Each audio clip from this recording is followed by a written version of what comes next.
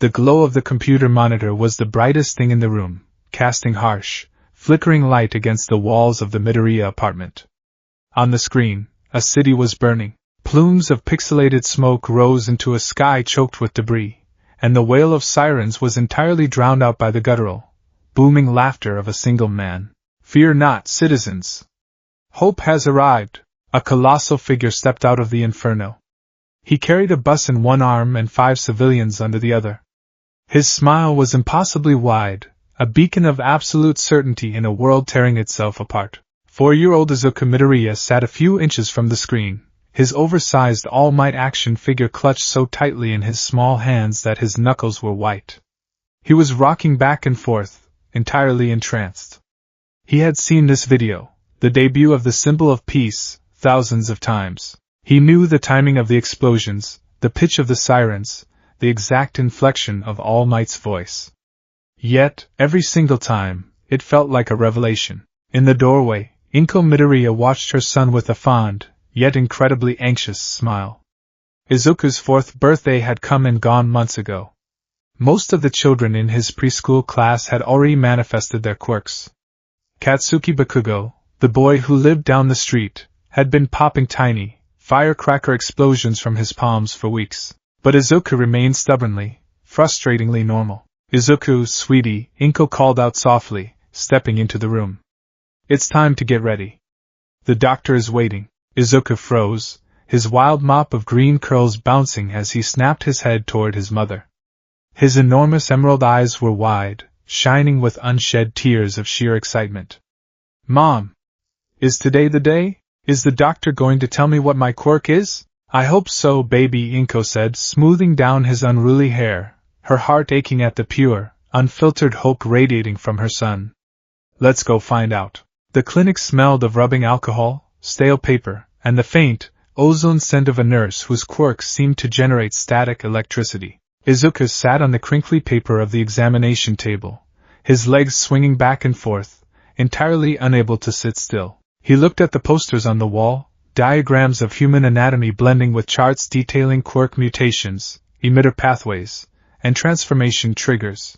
Dr. Tsubasa, a bald man with a bushy mustache and custom-made goggles resting on his forehead, walked in holding an X-ray film.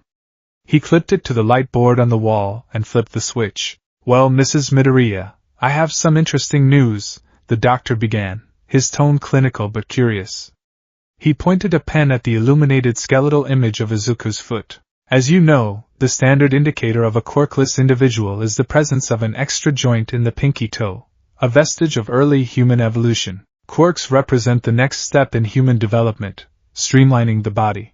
Inko leaned forward, her hands clasped tightly in her lap. Izuku stopped swinging his legs. The air in the room felt suddenly, overwhelmingly heavy. Dr. Tsubasa tapped the X-ray. "Izuku here only has one joint. Genetically speaking, he is perfectly primed for a quirk. In fact, his genetic markers show an extraordinarily high concentration of quirk factor. I'm actually stunned he hasn't exhibited any phenomena yet." "Then, why hasn't he?" Inko asked, her voice trembling slightly. "Sometimes highly complex or powerful mutations take longer to mature," the doctor explained, rubbing his chin. "Quirks are tied directly to the nervous system and the emotional centers of the brain. A sudden shock, a moment of intense joy or fear, or simply crossing a physiological threshold can trigger it. The boy is a late bloomer, but a bloomer nonetheless." Izuku's heart slammed against his ribs. The blood rushed to his ears, drowning out the hum of the fluorescent lights. "I'm going to have a quirk. I'm going to be a hero." The sheer, unadulterated joy that exploded within Izuku's chest was unlike anything he had ever felt. It was a physical pressure, a welling of energy that demanded release. His breath hitched. His eyes widened, and then the lights in the room flickered. It wasn't a mechanical failure. The shadows in the corners of the examination room seemed to physically deepen, stretching and warping as if pulled by an invisible magnet. "Izuku?" Inko whispered, shrinking back in her chair. Izuku didn't look at her. He was staring down at his feet. The sterile white light of the examination room cast a sharp, defined shadow of his small body onto the linoleum floor. But the shadow wasn't behaving. It began to boil. The dark, two-dimensional silhouette of the boy bubbled like thick black tar. Izuku felt a strange, freezing sensation at the base of his spine, followed by a chorus of hushed, overlapping whispers echoing directly inside his skull. It didn't hurt, but the sensation was entirely alien. It felt as though a dam had burst inside his mind, opening a gateway to an abyssal cavern. Awake, serve, protect the host. Doctor! Inko shrieked, jumping to her feet. From Izuku's shadow, something breached the surface. A limb made of jagged, vantablack energy reached upward into the three-dimensional world. It was followed by another, and another. The shadow expanded outward, coating the floor of the room, turning it into a pool of bottomless darkness. From the ink, figures began to rise. They were small at first, creatures the size of cats and ravens, made entirely of shifting, smoky darkness, their forms stabilized by glowing, slit-like white eyes. Then came larger shapes. Vague, humanoid figures, slouched and ragged, dragging claws of solid shade across the tiles. The temperature in the room plummeted. The doctor backed against the door, dropping his clipboard. Fascinating, an emitter transformation hybrid. A sentient manifestation quirk. Izuku sat frozen on the table. He wasn't scared. Despite the chilling air and the terrifying appearance of the entities filling the room, the whispers in his mind were gentle. They felt like an extension of his own limbs, a phantom weight tethered to his very soul. He looked down into the swirling void beneath him and instinctively pulled. A figure rose to stand directly beside him. It was a humanoid shadow, roughly the size of an adult, draped in what looked like a ragged cloak of pure night. It had no face, only two piercing, starlight white eyes. It bowed its head toward Izuku, a gesture of absolute fealty. Inko was backed against the wall, her hands over her mouth, trembling violently. Izuku, what is that? They're mine, Mom, Izuku said, his voice small, awestruck. He reached out a trembling hand and touched the cloaked figure. It didn't feel like smoke. It felt like cold, dense velvet. There are so many of them, in the dark. The doctor frantically picked up his clipboard, scribbling notes. Remarkable. Simply remarkable. A pocket dimension tied to the user's shadow. The entities seemed to be semi-autonomous. Midoriya, how many do you feel? Izuku closed his eyes, sinking his consciousness into the freezing pool beneath him. It was like looking down a deep, dark well, but the well was crowded. He could feel their distinct shapes, their dormant energies, stacked upon each other in a meticulously organized hierarchy of darkness. 100, Izuku whispered, opening his green eyes. Exactly 100. The first week with his quirk was a period of bizarre adjustments and terrifying discoveries. The moment Izuku had retracted the shadows in the clinic, he had violently vomited and passed out. He slept for 2 straight days. When he woke up, he was ravenously hungry, consuming enough katsudon to feed a grown man. Dr. Tsubasa explained that manipulating the dimensional gateway and manifesting the shadow entities burned an astronomical amount of physical stamina and lipids. Izuku's body simply wasn't built to house an army. Because of this, Izuku learned to keep the gateway shut. But even closed, the shadows were always there. They whispered to him in his sleep. They weren't distinct voices, but rather a collective murmur of emotions, hunger, protectiveness, curiosity, and an innate desire to serve. Izuku began to map them out in his mind. He couldn't safely bring out the larger, humanoid ones, but he could summon the smallest ones without passing out. He sat on the floor of his bedroom, his all-might poster smiling down at him. He focused on his shadow cast by the desk lamp. Come out, he whispered. The shadow rippled, and a creature the size of a tarantula crawled out of the darkness and onto the carpet. It had 8 spindly legs of hardened shade and a cluster of tiny white eyes. Izuku named this class of shadows the Scouts. They were fast, practically weightless, and when he closed his eyes, he could vaguely sense what the spider saw, a dark, grainy, monochromatic view of the world. You're amazing, Izuku giggled as the spider crawled onto his hand, its cold touch tickling his skin. I can use you to find trapped people in rubble. Just like the pros. He summoned another, a bird-like shadow that perched on his shoulder. With 2 shadows manifested, a dull ache began to form at the base of his skull, a warning that his stamina was draining. He let them melt back into his skin, the headache fading to a dull throb. He had a quirk. He had an incredible, versatile, powerful quirk. He was going to be a hero.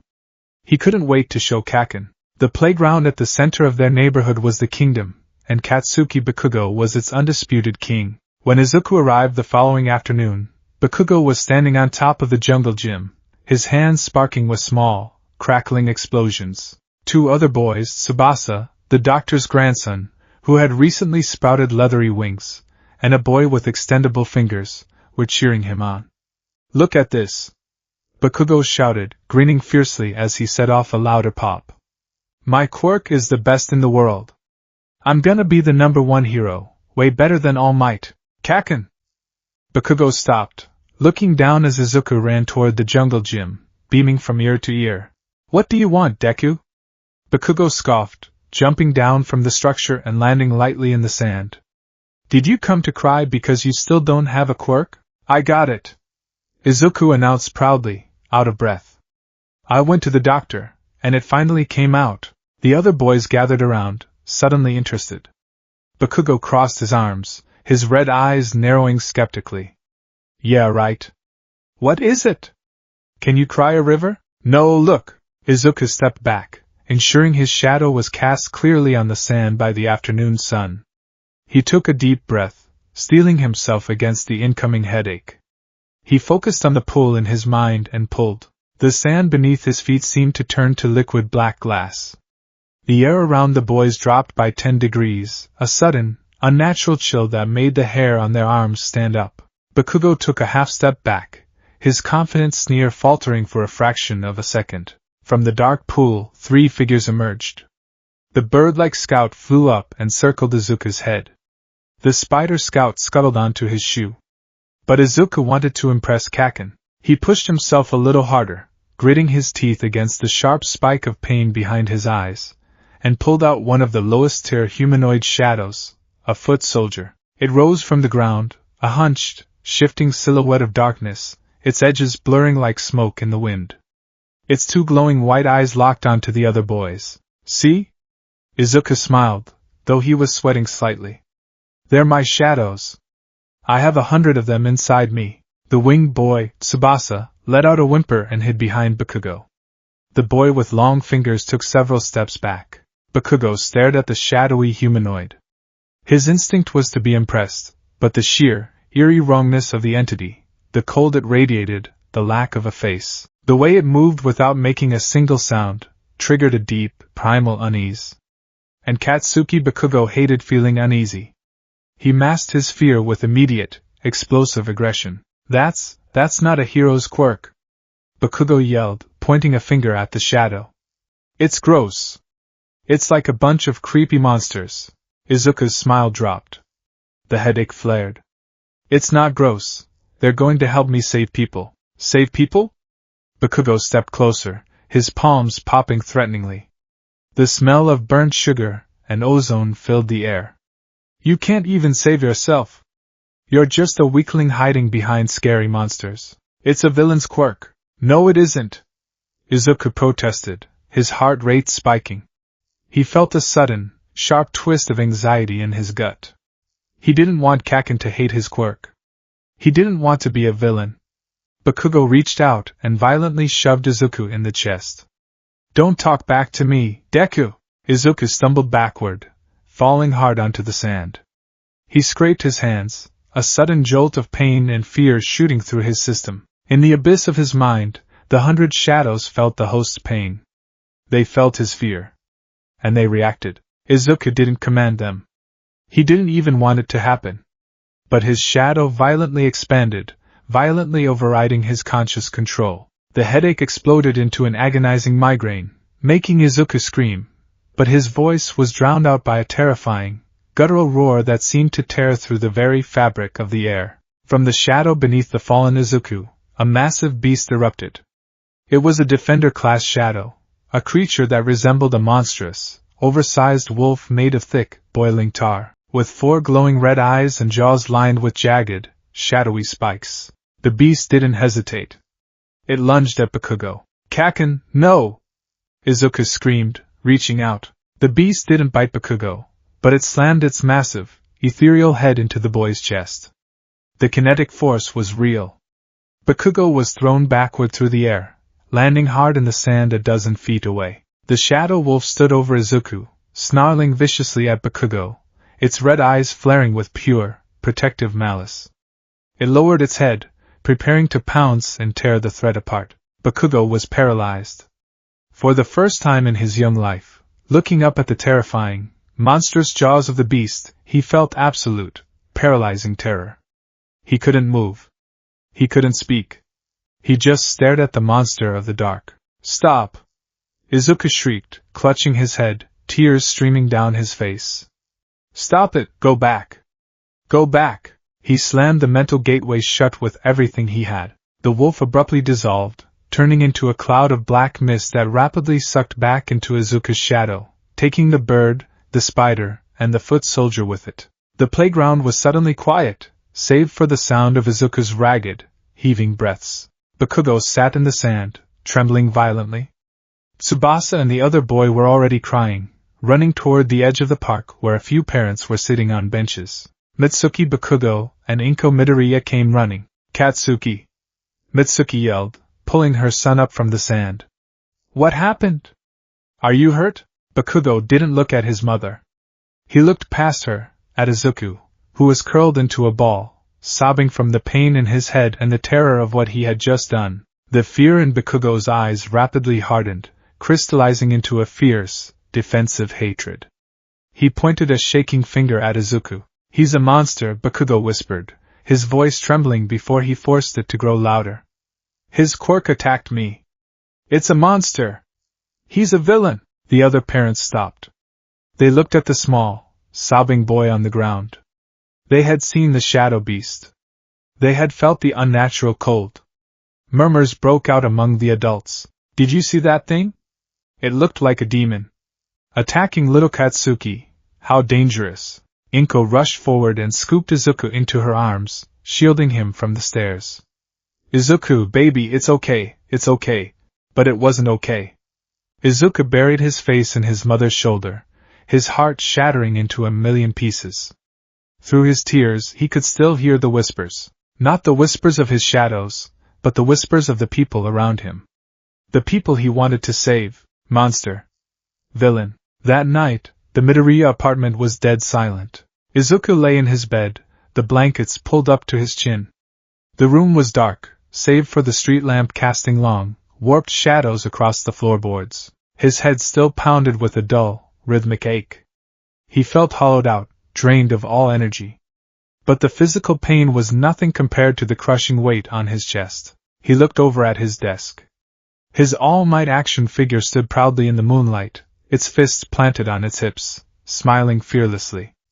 All Might's quirk was bright. It was strong. It made people feel safe. When All Might arrived, people cheered. When Izuku used his quirk, his best friend had looked at him with sheer terror. "You look like a monster." "It's a villain's quirk." Izuku squeezed his eyes shut as fresh tears slipped down his cheeks. He felt a familiar, freezing cold brush against his wrist. He opened his eyes. A small, shifting blob of darkness had crept out of his shadow and climbed onto the bed. It was a formless little scout, a weak, fragile thing. It nudged gently against Izuku's hand, the whispers in his mind humming with sorrow and apology. It knew it had caused him pain. It was trying to comfort him. Izuku looked at the dark thing. He didn't hate it. He could feel its strange, twisted affection for him. But he also knew what the world saw. He knew that if he let them out, people would scream. Heroes didn't make people scream. Heroes brought hope.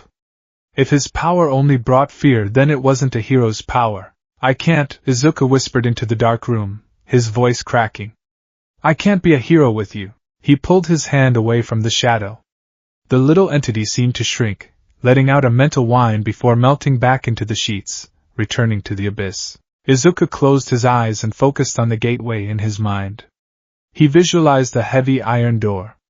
He slammed it shut over the swirling pool of 100 shadows. He dragged mental chains across it, snapping heavy locks into place. The whispers in his head were muffled, buried under layers of desperate suppression. He wouldn't use them. He wouldn't let the monsters out. Not ever again. If Katsuki was right, if the only way to use his power was to be a villain, then Izuku would rather have no power at all. He would rather be useless. Deku. That was what Kaken had called him. It meant useless. It meant someone who couldn't do anything. Izuku curled onto his side, staring at the smiling face of All Might until his vision blurred entirely. I'll just be Deku, the 4-year-old boy whispered to the empty room. It's better than being a monster. In the deep, suppressed depths of his soul, exactly 100 shadows waited in the dark, silent and bound, waiting for the day their king would finally call upon them again. Holding back a tidal wave requires more than just a strong dam. It requires a constant, unyielding application of will. For 10 years, Izuku Midoriya had been the dam. He was 14 years old now, a third-year student at Aldera Junior High, and he was exhausted. The exhaustion was not merely physical, though his slight, frail frame certainly reflected a profound lack of vitality. It was a deep, spiritual fatigue that settled behind his eyes and nested in the marrow of his bones. To the rest of the world, Izuku was quirkless. He was Deku, the fragile, skittish boy who flinched at loud noises, muttered to himself, and took notes on real heroes because he would never become one. The teachers ignored him. His peers mocked him. Katsuki Bakugo tormented him. But Izuku was not quirkless. He was simply holding the door shut. Deep within the recesses of his mind, locked behind heavy, visualized doors of iron and chain, the Legion of 100 waited. They were always there. 10 years of suppression had not quieted them. If anything, their collective consciousness had grown stronger, denser. They pressed against the mental barrier day and night. They whispered to him when he tried to sleep. They flared with violent, protective rage whenever Bakugo slammed his hands on Izuku's desk. They begged to be let out. They begged to serve. Keeping them contained required a constant, agonizing drain of his body's stamina and lipids. Izuku was chronically underweight, and perpetually plagued by low-grade migraines because his body was locked in a perpetual war against its own biology. Since you're all third years, it's time for you to think seriously about your future, the homeroom teacher announced, standing at the front of the classroom with a stack of career aptitude forms. Izuku kept his head down, his pencil flying across the page of his Hero Analysis for the Future, Volume 13. He was currently sketching the water manipulation tactics of the new hero, Backdraft. Focusing on the intricate details of other people's quirks helped drown out the whispering in his own head. Let us out. The loud one threatens you. Tear, rend, protect. Izuku gripped his pencil tighter, his knuckles turning white. No, he thought fiercely, pushing back against the mental tide. Quiet. Stay in the dark. I'll pass out these handouts for your future plans, the teacher continued, before suddenly throwing the stack of papers into the air with a laugh. But you're all pretty much planning to go into the hero course, right? The classroom erupted. Students leaped from their desks, showing off their various quirks, elongated limbs, minor elemental manifestations, physical mutations. It was a cacophony of power and pride. Yes, you all have wonderful quirks, the teacher sighed, but using them in school is against the rules. Sensei! Don't lump me in with these losers. The voice cut through the chatter like a knife. Izuku flinched, a sharp spike of pain echoing behind his eyes as the shadows violently reacted to the voice. Katsuki Bakugo leaned back in his chair, his feet resting arrogantly on his desk. As if I had anything in common with their crappy quirks. I'm going to Yui High School. I aced the mock exam. I'm the only one here with the stuff to surpass All Might and become the top hero. The class broke into murmurs of awe and irritation, but no one challenged him. Bakugo was a force of nature. Oh, right, the teacher said, glancing at his clipboard. Midoriya, don't you want to go to UA too? The room went dead silent. And then, it exploded into laughter. Midoriya? No way. You can't get into the hero course just by studying. He doesn't even have a quirk. Izuku shrank into his seat, his face burning. He wanted to melt into the floor. Beneath his desk, his shadow began to ripple, the edges vibrating unnaturally against the linoleum floor. The chill of the void began to seep into the air around his feet. They mock the king. Punish. Manifest. Izuku squeezed his eyes shut and forcefully stomped his foot down onto his own shadow, as if he could physically pin the darkness to the floor. "Stop it!" he screamed inwardly, his chest heaving with the effort.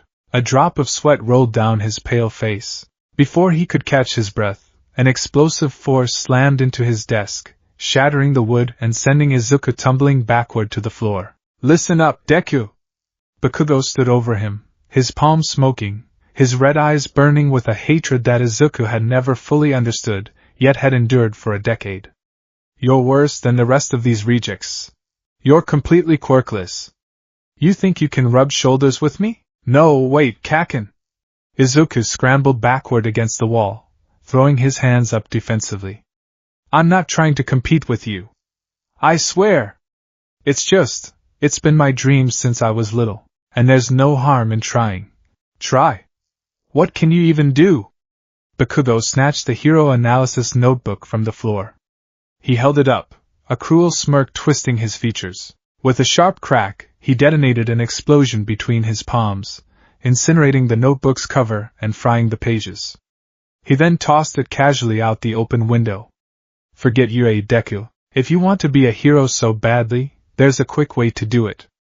Believe that you'll be born with a quirk in your next life, and take a swan dive off the roof." The cruelty of the words hit Izuku like a physical blow. But worse than his own pain was the reaction of the Legion. The mental vault groaned under immense pressure. The 100 entities within him raged, a symphony of pure, unadulterated malice directed entirely at Katsuki Bakugo. They didn't understand human nuance. They only understood that their host was being threatened, humiliated, and told to die. Izuku clutched his head, a whimper escaping his lips as a blinding migraine struck him. The shadows pushed against his skin. The classroom lights flickered slightly. Bakugo narrowed his eyes, stepping closer, sparks popping from his fingers. "What's wrong, Deku? Gonna cry?" "No," Izuku pleaded with his inner army, biting his lips so hard it bled. "If you come out, they'll know. They'll see the monsters. They'll call me a villain. Please. Stay down." With a monumental exertion of willpower, Izuku clamped the vault shut. The flickering lights stabilized. The chill in the air vanished. Izuku went limp against the wall, panting, looking entirely defeated and pathetic. Bakugo scoffed in disgust, turning on his heel. "Whatever. Let's go." The walk home was a blur of misery.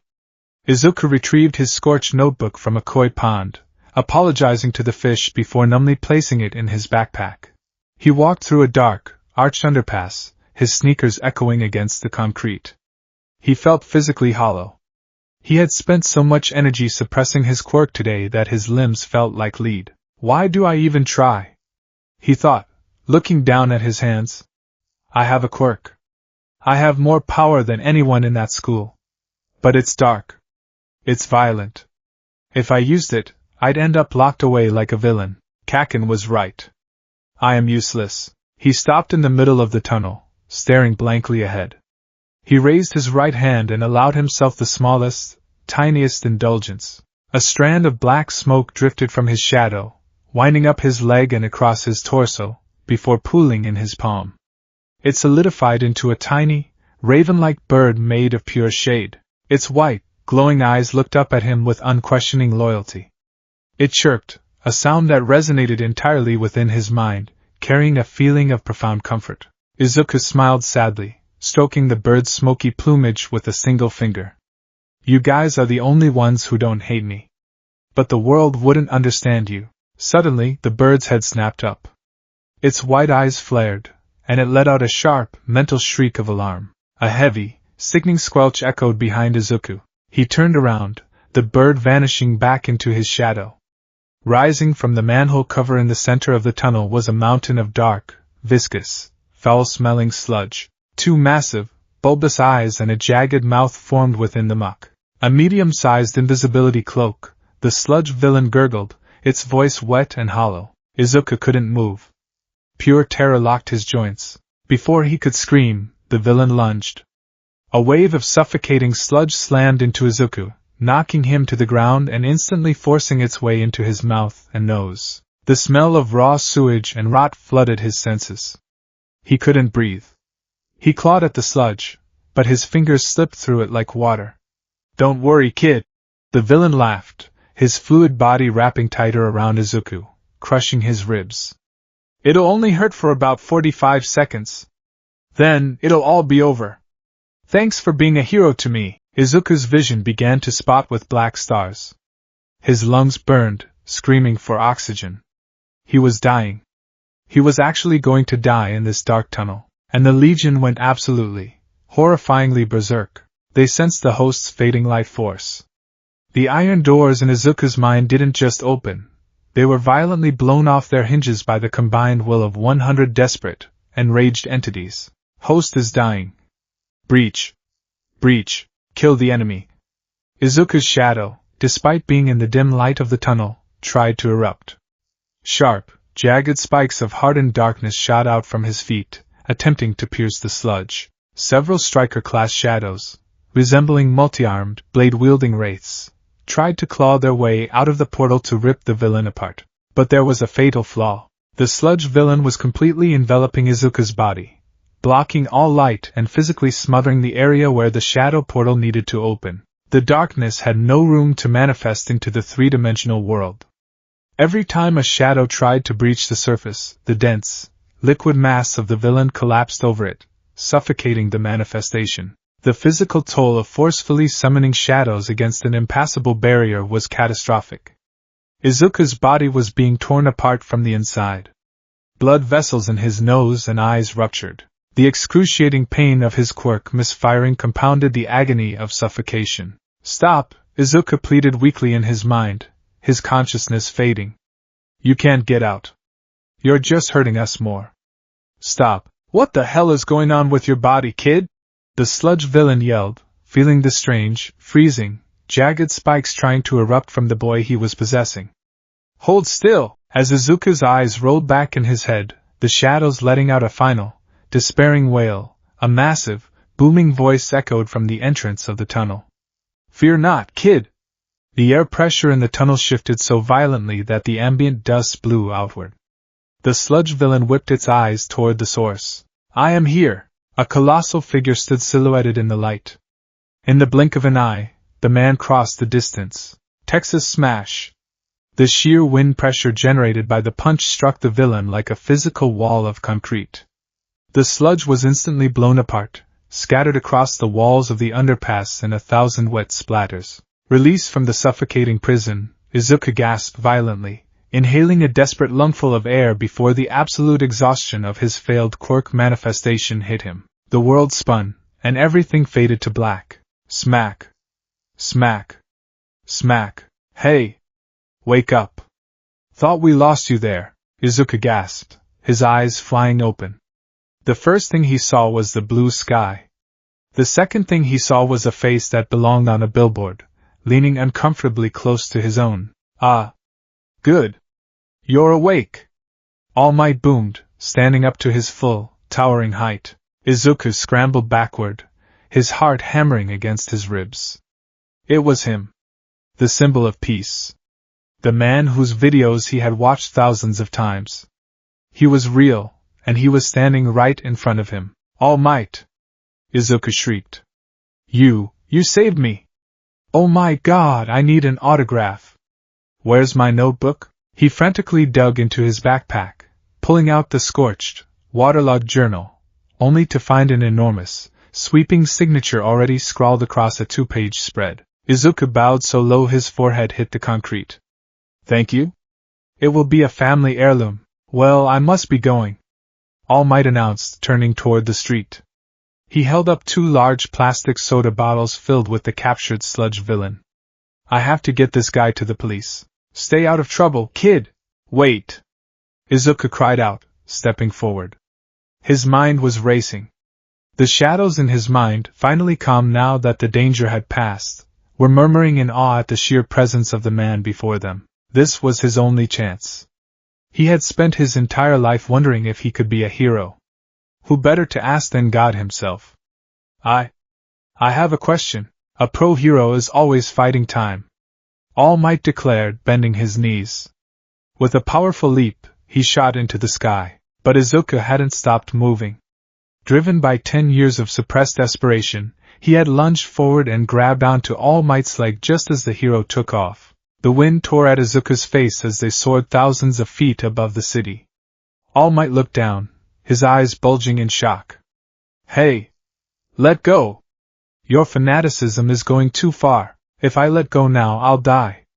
Izuku screamed over the rushing wind, his cheeks flapping comically. Realizing the boy was right, All Might sighed, adjusting his trajectory and landing heavily on the roof of a nearby commercial building. Izuku collapsed onto the rooftop, his legs entirely giving out, gasping for air. "That was incredibly reckless," All Might scolded, though his voice lacked its usual booming resonance. He suddenly gripped his side, a look of profound discomfort crossing his face. "Now I really must." "Wait!" Izuku yelled, forcing himself to his knees. He looked down at the concrete. The words tumbled out of him like water from a broken dam. "I have to know. Everyone says I'm useless. I have a quirk, but it's dark. It scares people. They call it a villain's power. So I hide it. I pretend I'm quirkless because I'm so afraid of hurting someone or being seen as a monster." He looked up, tears brimming in his enormous green eyes. "Can someone with a power that terrifies people, can someone like me still be a hero? Can I be like you?" All Might stopped. He looked at the trembling, frail boy. He opened his mouth to answer, but before he could speak, a violent, wet cough racked his massive frame. A plume of steam erupted from his body, obscuring him from view. Izuku blinked. When the steam cleared, the towering, muscular god of justice was gone. In his place stood a skeletal, gaunt man with sunken eyes, wearing clothes that hung off his frail frame like a scarecrow. Izuku screamed. "An imposter?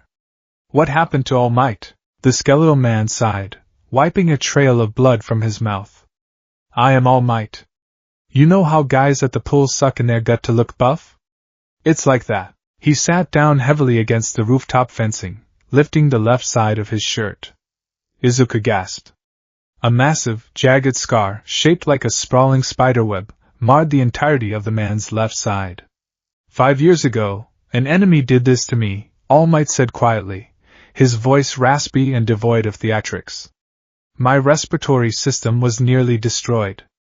I lost my whole stomach. I can only do my hero work for about 3 hours a day now. The rest of the time, I look like this." Izuku was stunned into silence. The invincible symbol of peace was broken. "I smiled to hide the fear inside," All Might continued, looking out over the city. "The world needs a pillar. They need to believe someone is infallible. But the reality of heroism is that it's dangerous, painful, and rarely as clean as it looks on TV." He turned his deep, sunken blue eyes to Izuku. "You asked me if you can be a hero with a quirk that scares people." All Might pointed a long, bony finger at Izuku. "Tell me about this quirk. Why do you hide it?" Izuku swallowed hard. For the first time in 10 years, someone was asking to see the darkness. He took a deep breath, fighting down the ingrained instinct to keep the vault locked. He focused on his shadow, cast long across the rooftop by the afternoon sun. "I call them the Legion," Izuku whispered. He didn't open the door fully. He just cracked it. The rooftop grew instantly cold. The shadows of the air conditioning units seemed to stretch toward Izuku. From his own silhouette on the concrete, 3 figures rose. 2 small scouts, the Spider and the Raven, and 1 Defender-class shadow, a towering, armored knight made of shifting black mist, holding a spectral shield. The entities didn't speak, but their presence was overwhelming.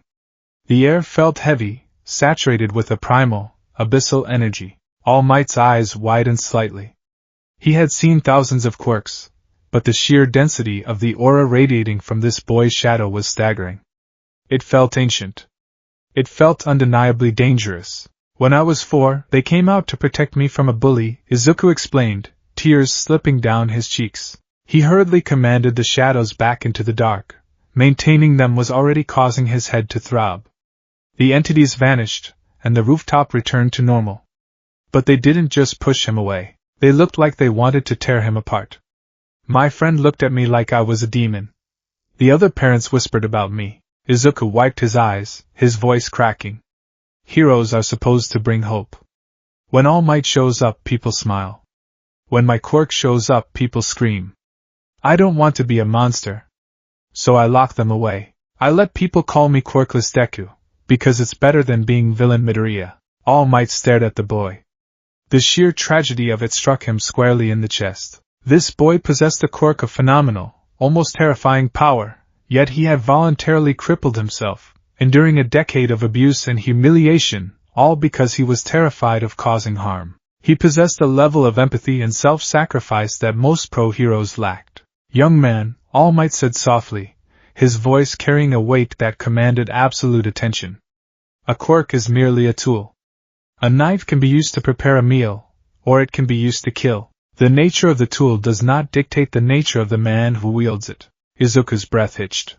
You chose to suppress your power because you feared its capacity for violence. That fear, that restraint, is the mark of a truly kind heart, All Might continued, pushing himself up to his feet. He walked over to Izuku and placed a massive, bony hand on the boy's frail shoulder. You are not a monster. But I will be honest with you.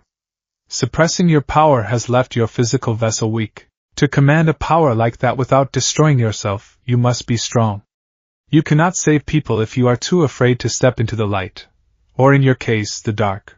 Before Izuku could fully process the earth-shattering validation of All Might's words, a thunderous explosion rocked the city. Both of them snapped their heads toward the sound. Plumes of black smoke were rising from the Tatooine shopping district, only a few blocks away. All Might instinctively reached for his pockets, his face going pale. The bottles, they're gone. I must have dropped them when you grabbed my leg. The realization hit them both with the force of a freight train. The sludge villain was loose in the city. And it was their fault. By the time Izuku ran to the shopping district, the situation had devolved into utter chaos. Fires raged across the street, shattering store windows and filling the air with thick, choking smoke. The crowd of onlookers was held back by a few pro-heroes, Death Arms, Kamui Woods, and Empty Lady, but none of them were making a move. Izuku pushed his way to the front of the crowd, his heart in his throat. He looked past the police tape and froze. The sludge villain had grown massive, absorbing the fires around him to create a chaotic, impassable barrier. But that wasn't the worst part. Within the center of the viscous muck, a figure was struggling desperately. The villain had taken a hostage. Through the shifting, watery prison, Izuku saw a familiar flash of ash-blonde hair. He saw the frantic, explosive burst from the hostage's palms, desperately trying to blast free. It was Katsuki Bakugo. It's no good. Death Arms shouted, punching his fists together. I can't get a grip on that fluid body. And the kid's explosions are making it impossible to get close without getting caught in the crossfire. My wood will just catch fire. Kamui Woods yelled, shielding his face. I need at least a two-lane road to maneuver. Empty Lady complained, stuck outside the alleyway. Izuku stood paralyzed. It's my fault, he thought, his breathing growing shallow. I distracted All Might. I caused this. And the heroes, they can't do anything. He watched Bakugo struggle.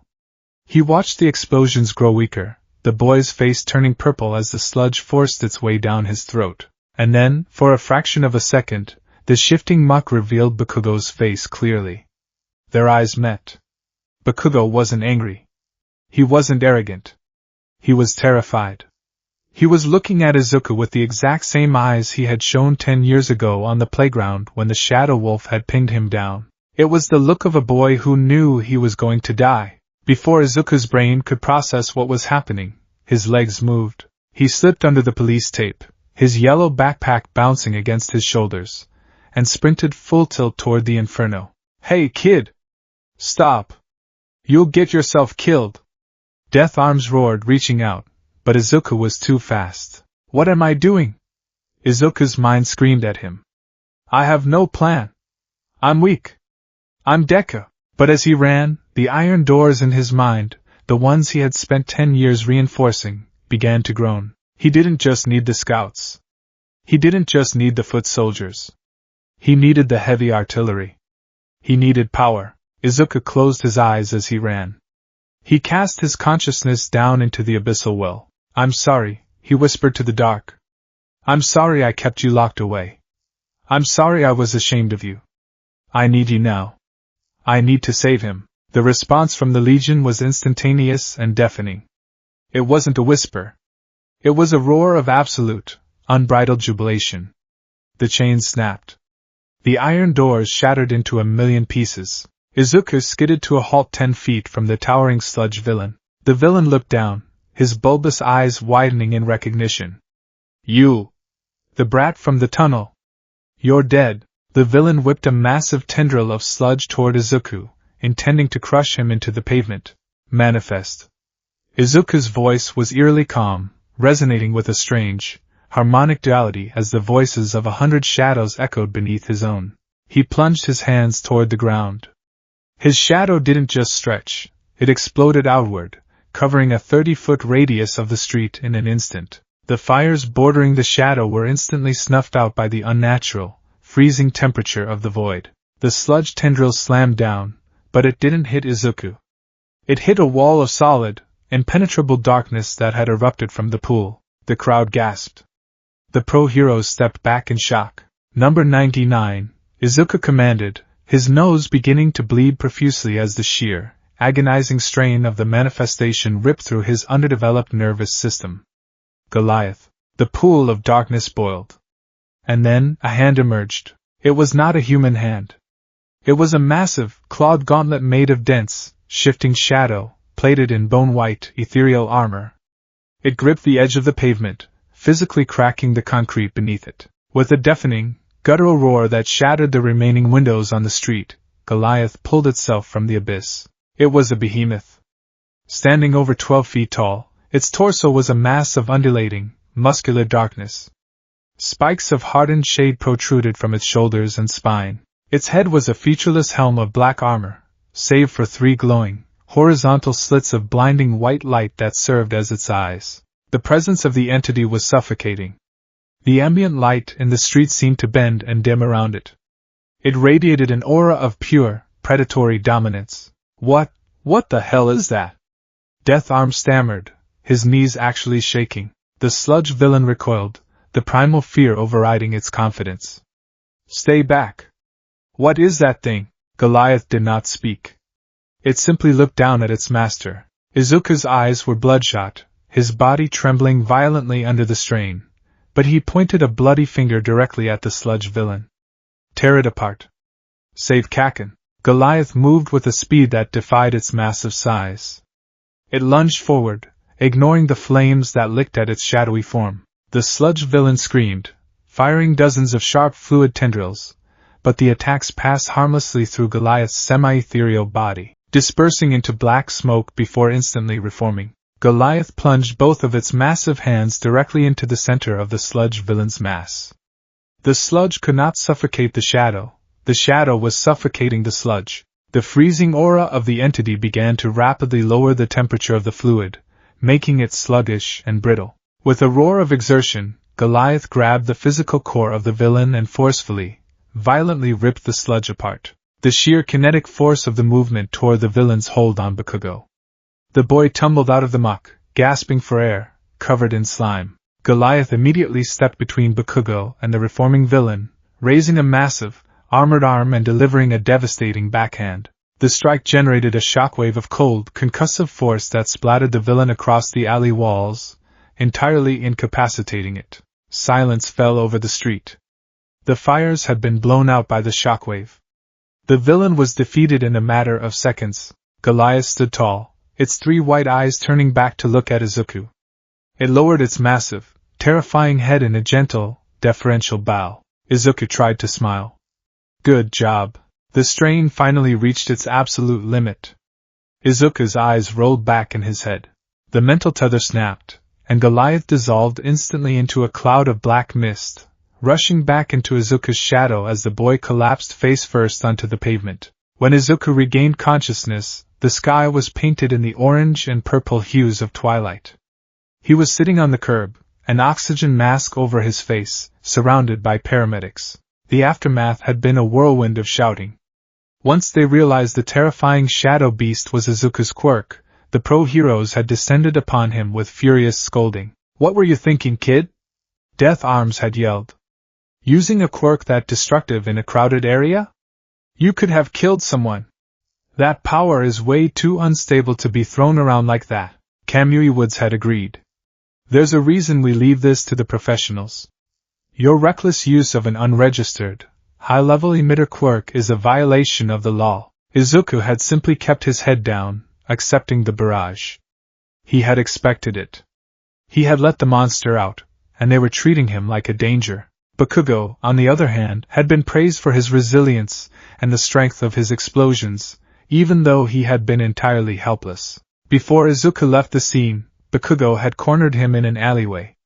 The ash-blonde boy was bruised and shaking slightly, but his eyes were filled with a chaotic mix of fury and confusion. Listen to me, Deku! Bakugo had shouted, grabbing Izuku by the collar of his uniform. I never asked for your help. And I didn't need saving from your freaky, villainous monsters. Got it? You're still beneath me. Don't you dare look down on me. He had shoved Izuku away and stomped off into the evening, leaving Izuku alone with his throbbing headache. Now, walking the rest of the way home, Izuku felt a strange sense of peace. His body ached, his muscles felt torn, and his head pounded, but the whispering in his mind was different. The Legion wasn't anxious or suppressed. They were humming with a quiet, contented pride. They had served their king. They had saved a life. I guess I can't be a hero, Izuku muttered to himself, kicking a pebble down the sidewalk. The pros hated my quirk. Kaken hated it. But I don't regret using it. For a second there, I actually felt like I was doing the right thing. I am here! Izuku screamed, jumping 3 feet in the air as All Might suddenly lunged out from a nearby alleyway, striking a heroic pose in his muscle form. Blood immediately geysered from the hero's mouth, and he deflated in a cloud of steam, coughing violently as he returned to his skeletal state. All Might? What are you doing here? Did you lose the villain again? No, All Might coughed, wiping his chin. He straightened up, his sunken eyes locking onto Izuku with intense, unwavering focus. I came looking for you, young Midoriya, to thank you, to apologize, and to correct a mistake. Izuku blinked, confused. Mistake? Earlier today, I told you that you couldn't save people if you were too afraid to step into the dark, All Might said, stepping closer. But out there today you proved me wrong. When top heroes, when I myself, stood by and did nothing, you, a frail, terrified boy, ran into the fire. You didn't just have the heart of a hero, you commanded the dark to do the work of the light. Izuku's breath caught in his throat. The tears, which he thought had dried up, began to well in his eyes once more. The pro-heroes scolded you because they were afraid of what they didn't understand, All Might said, his voice ringing with absolute certainty. But I saw it. I saw a boy who took the weight of a terrifying power onto his own shoulders to save someone who had done nothing but cause him pain. That is the essence of a true hero. Izuku fell to his knees. 10 years of holding back, 10 years of being called useless, of being told his power was evil, crumbled into dust. He buried his face in his hands and sobbed, his chest heaving with the force of his release. Young Midoriya, All Might said softly, kneeling down in front of the boy. You can become a hero. Izuku cried harder, nodding his head. That was all he had ever wanted to hear. But All Might continued, his tone shifting to one of serious, focused determination. If you are to stand at the top, you cannot continue to let your power tear your body apart. The manifestation of that creature nearly killed you. You have the soul of a king, but the body of a peasant. Izuku sniffled, wiping his eyes and looking up at the gaunt hero. What do you mean? Your quirk draws directly on your physical stamina and your body's energy reserves, All Might explained, pointing at Izuku's frail arms. Because you've suppressed it for a decade, your vessel has not developed properly to house the power of an army. If you want to use the Legion of 100 to save people, you must rebuild the dam that holds them. You must forge your body into an unbreakable vessel. All Might stood up, holding out a large, skeletal hand toward Izuku. The setting sun cast a long shadow behind him, merging with Izuku's own. I am officially offering to be your mentor, Izuku Midoriya, All Might declared. I will put you through the most agonizing, grueling physical training of your life. I will teach you how to stand tall, how to fight, and how to command your legion without breaking yourself. What do you say? Izuku looked at the extended hand. He could feel the shadows beneath him stirring, sensing the monumental shift in their host's destiny. They were no longer a curse. They were his strength. Izuku reached up and grasped All Might's hand firmly. I accept. The smell of Dagoba Municipal Beach Park was a pungent cocktail of rusted iron, rotting kelp, and discarded, sun-baked electronics, mountains of refuse, broken refrigerators, gutted automobiles, and shattered furniture, stretched for miles along the coastline, entirely obscuring the ocean and blocking the morning sun. Izuku Midoriya stood at the edge of the seawall, his yellow backpack slung over one shoulder, staring up at a towering pile of garbage. The chilly autumn wind whipped through his wild green curls. You know, when you said we were going to the beach for training, I imagined sand. Maybe some seagulls, Izuku murmured, his breath pluming in the crisp morning air. This is the beach, young Midoriya, the booming voice echoed from the top of the trash pile. Izuku looked up to see All Might, in his towering, heavily muscled hero form, standing atop a rusted-out washing machine. The massive man laughed heartily, resting his hands on his hips. Or, at least, it used to be. Over the years, the ocean currents brought in some debris, and then people started using it as an illegal dumping ground.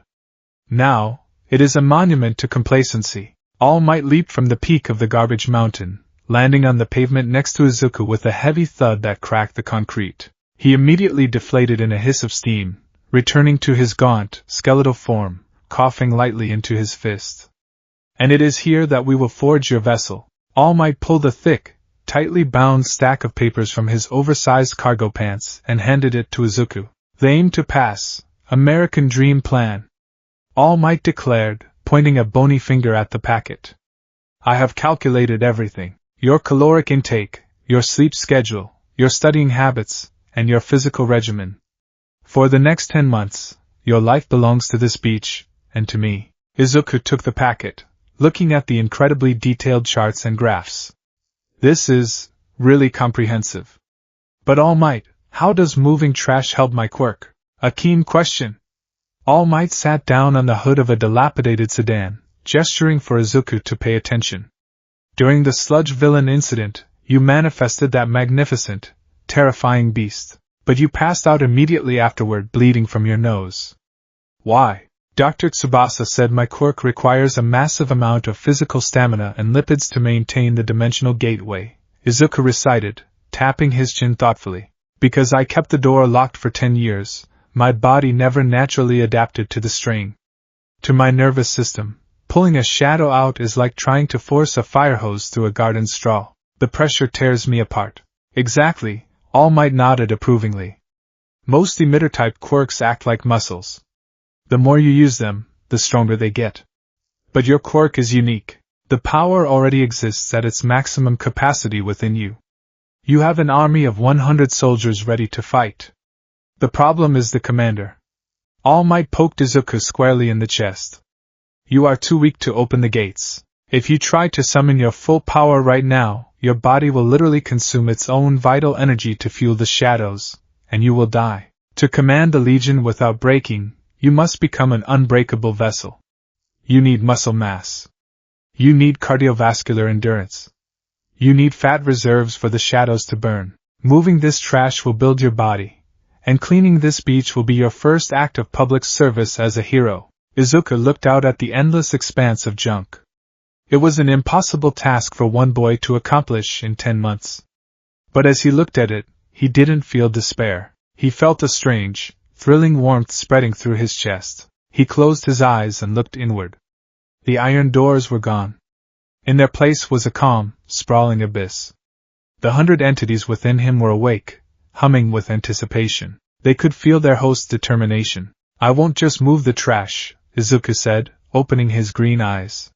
He smiled, a genuine, confident expression that he hadn't worn in a decade. We will. The first month of the American Dream Plan was sheer, unadulterated agony. All Might's regimen was brutal. Izuku woke up at 4:30 a.m. every day to run 5 miles before school.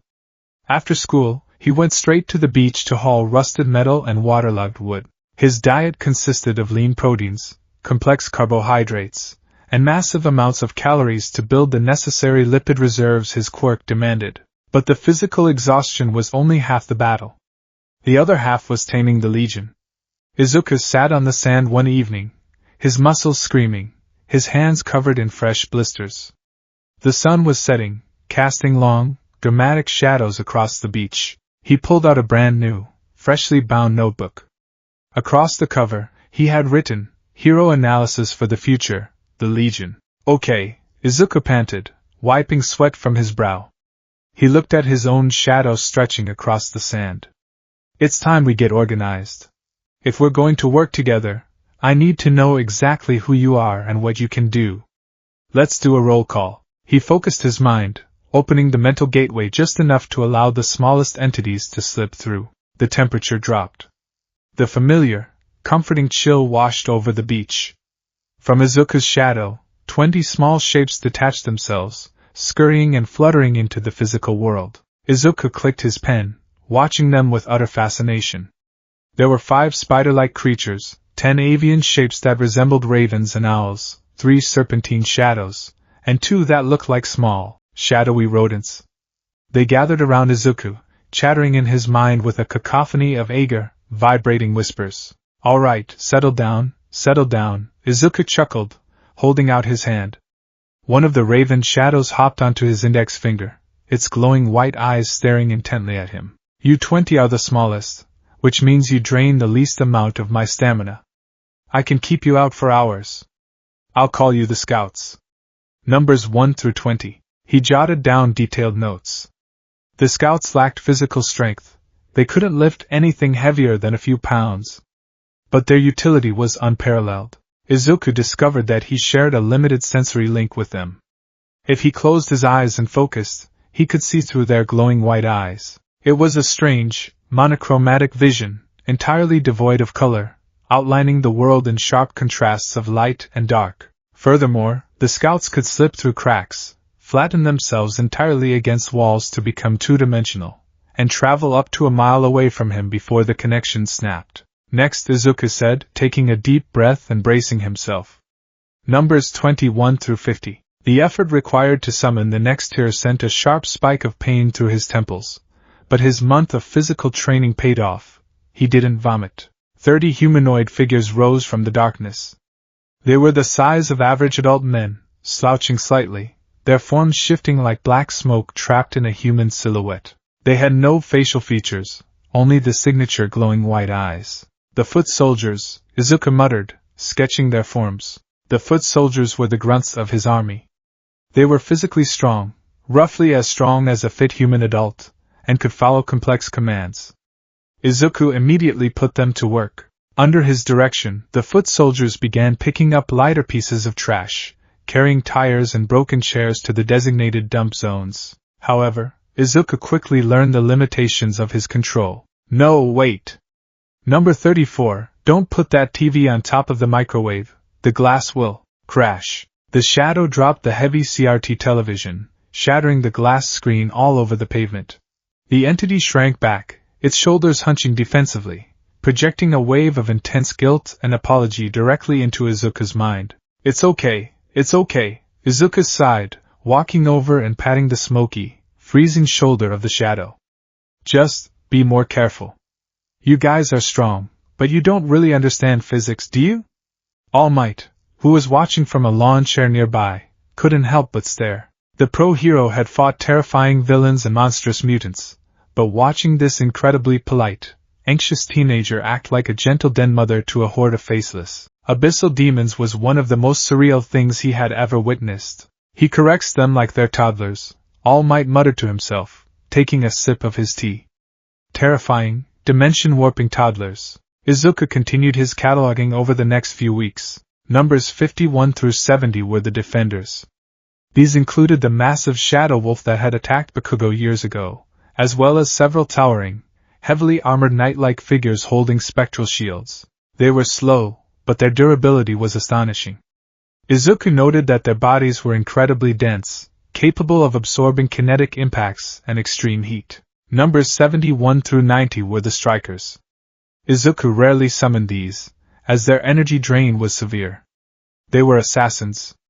Lean, multi-armed wraiths with elongated, bladed limbs. They moved with terrifying, blinding speed, their bodies practically invisible in the dark. Finally, there were the commanders.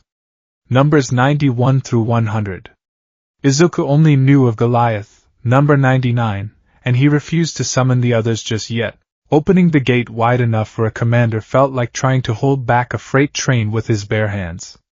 He knew he wasn't ready. By month 4, the beach was beginning to show real progress, but the true test of Izuku's quirk was just beginning to reveal its darker drawbacks. The air was bitterly cold as winter set in. Izuku was currently hauling a rusted truck axle across the sand, his breath ragged, his new muscles burning with lactic acid. Beside him, 15 foot soldiers and 2 defenders were acting as a massive, synchronized construction crew, moving an entire scrapped minibus. Izuku was pushing his limits. Summoning 17 mid-to-high-tier shadows simultaneously was a monumental feat. His nose was bleeding a slow, steady trickle, and his head throbbed with a persistent migraine. But he was holding the connection. Lifted on 3, Izuku grunted, gripping his end of the axle. 1, 2, 3. The shadows heaved the minibus upward in perfect unison. But the metal of the bus was severely rusted. As the defenders hoisted the front chassis, the corroded frame snapped. The immense weight of the bus shifted violently, crashing downward. "Look out!" Izuku screamed. The shadows tried to scatter, but foot soldier number 28 was caught squarely beneath the falling engine block. With a sickening crunch of metal, the bus slammed into the sand, completely crushing the shadow beneath it. The entity let out a horrific, mental shriek of agony. The shadow's form violently destabilized, bursting into a cloud of black mist that instantly dissolved into nothingness. A fraction of a second later, the feedback hit Izuku. Gah! Izuku dropped the axle, falling to his knees and clutching his chest. It felt as though his own ribs had been shattered by a sledgehammer. A phantom agony, pure, unadulterated pain with no physical wound, ripped through his nervous system. He curled into a ball on the freezing sand, screaming. All Might dropped his groceries, instantly bulking up into his muscle form, and leaped across the beach, landing beside Izuku. Young Midoriya! What happened? Are you injured? All Might frantically checked the boy's body, but there was no blood, no broken bones. Number 28. Izuku gasped, his eyes squeezed shut, tears streaming down his face as he wrote out the agonizing phantom pain. He got crushed, he's gone. The other 16 shadows dropped their burdens, instantly swarming around Izuku. They didn't care about the trash. They formed a tight, protective circle around their master, their white eyes glowing frantically in the dusk, projecting waves of distress and mourning into Izuku's mind. It took 20 minutes for the phantom pain to subside into a dull, throbbing ache. Izuku sat leaning against All Might, who had reverted to his skinny form, wrapping a thick blanket around the shivering boy. I didn't know, Izuku whispered, looking at the spot where the shadow had been crushed. They're made of energy. I thought they couldn't die. Energy cannot be destroyed, only transferred, All Might said softly, placing a hand on Izuku's back. Look inward, my boy. What do you feel? Izuku closed his eyes. The abyss within him was entirely silent, mourning the loss. He counted the presences. He reached the gap where number 28 should have been. It wasn't empty. It felt like a bruised, dormant seed. He's not dead, Izuku breathed, his eyes snapping open. Relief flooded his system. He's reforming. But it's incredibly slow. It feels like it's going to take a full day to regenerate. All Might nodded grimly. This is a critical lesson, Izuku. Your quirk is powerful, but it has severe consequences. You command an army, but if a soldier falls in battle, you bear their pain, and you lose access to them for 24 hours. You cannot treat them as expendable shields. If you face a villain who can destroy 50 of your shadows, the combined phantom pain will render you unconscious, or worse, kill you from the neural shock. Izuku looked at the shadows surrounding him. A large defender, number 55, nudged its massive, armored head against Izuku's shoulder, a gesture of comfort. Izuku reached up, wrapping his arms around the freezing, shifting darkness of the entity's neck. I'll never treat you as expendable, Izuku whispered to the Legion. You're not just weapons. You're my family.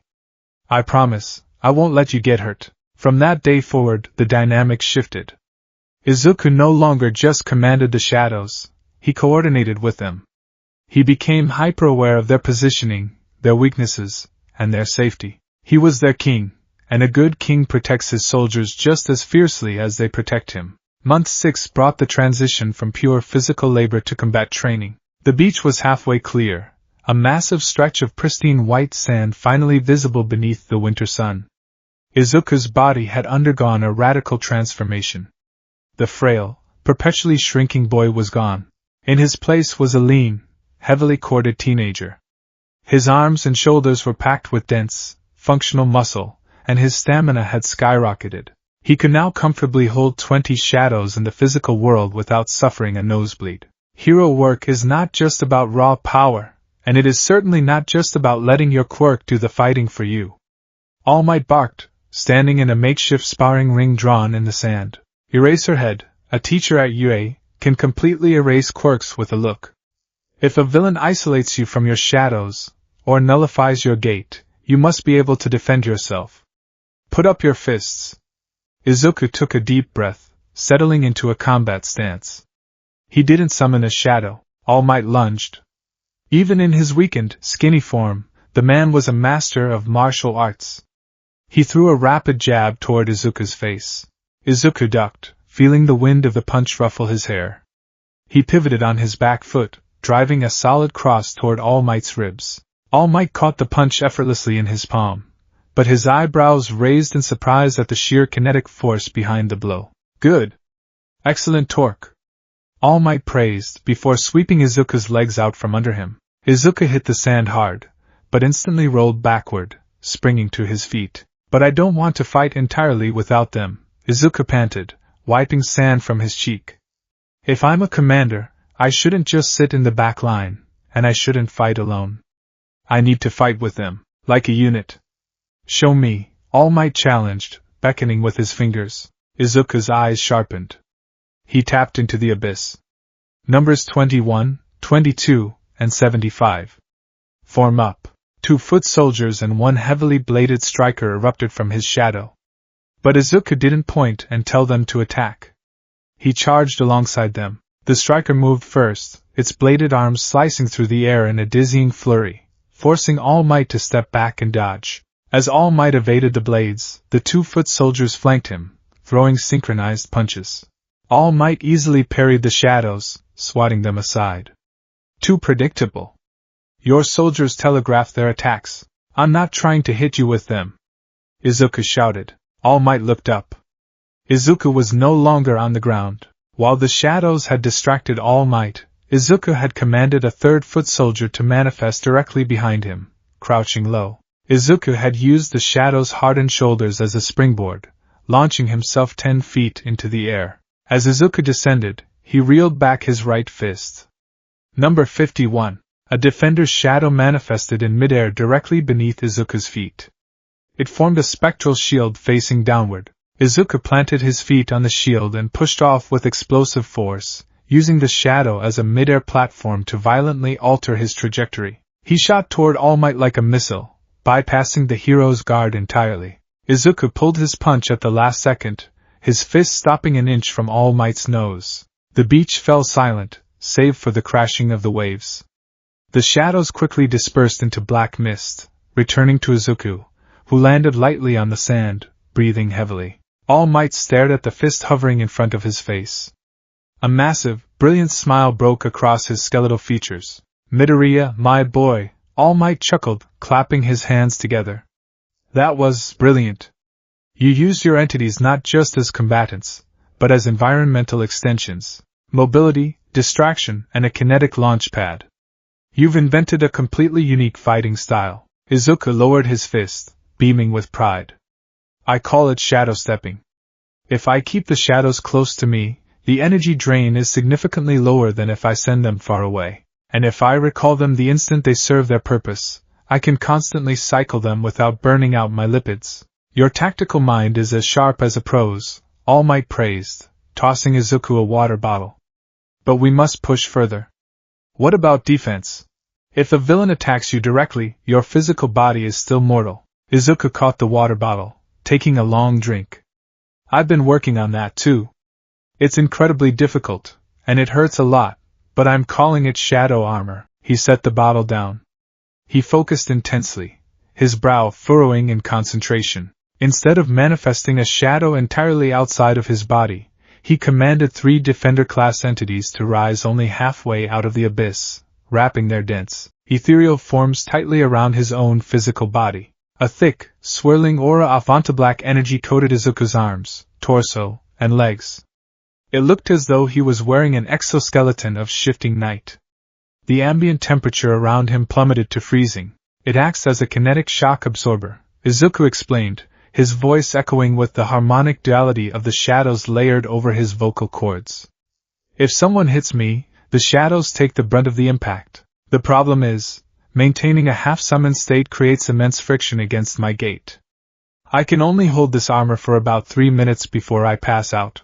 3 minutes is an eternity in a real fight, All Might noted, thoroughly impressed. You have spent 10 years being afraid of your power, but in 6 months, you have mastered it to a degree most adults never reach. You are truly ready for the final push. The final months of the American Dream Plan passed in a blur of blood, sweat, and shadows. Izuku pushed his limits daily. He learned the exact caloric conversion of his quirk. 1 heavy meal allowed for roughly 2 hours of sustained scout manifestation, or 10 minutes of a commander manifestation. He learned to compartmentalize the whispers of the Legion, tuning out their constant chatter so he could focus on tests and schoolwork. And most importantly, he stopped caring about what Katsuki Bakugo thought.